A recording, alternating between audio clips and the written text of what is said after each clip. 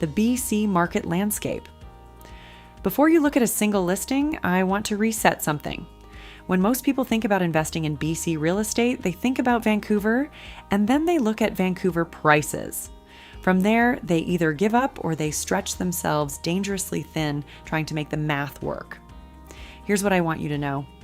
Vancouver is not the only market. It's not even necessarily the best market for a first-time investor focused on cash flow. Let me walk you through the real landscape, starting with Greater Vancouver, which includes Vancouver, Burnaby, New West, Richmond, Tri-Cities, and the North Shore. This area has the highest property values in the province and the strongest long-term appreciation history. Rental demand is genuinely good.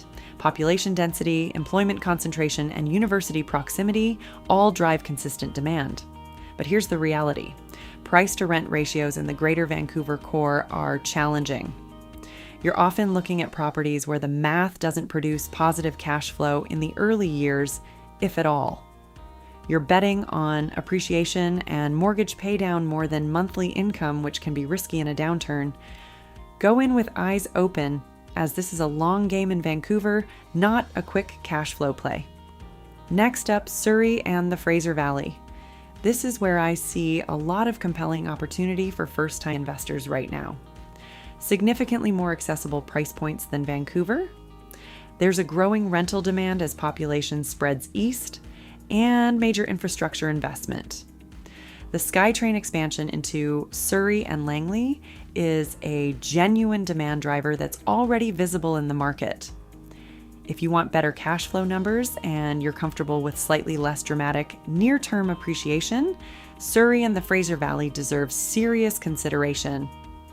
Now let's talk about Greater Victoria on Vancouver Island. This area has consistently low vacancy rates, one of the lowest in Canada. The University of Victoria drives year-round rental demand from students and faculty, and it has a strong and stable tenant pool. Price points are high, but generally below Greater Vancouver, and the rental income typically justifies the investment more cleanly.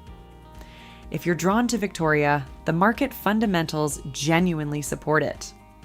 Next up, Kelowna, Vernon, Penticton, and the rest of the wine region, one of BC's fastest growing areas.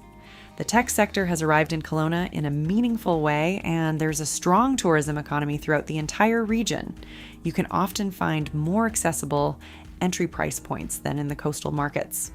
It's worth understanding the seasonal dynamics, though, as some markets in that area have more rental volatility than others.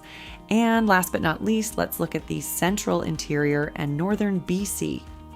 Kamloops, Prince George, Fort St. John, and similar markets offer the most accessible price points and the strongest cash-on-cash return potential in the province. The trade-off is a resource-driven economy with more cyclical risk.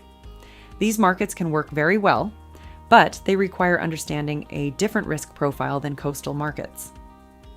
So, where does that leave you? I want you to think about two things as we continue. 1, what are your goals? Is it cash flow now or appreciation over time? Or both?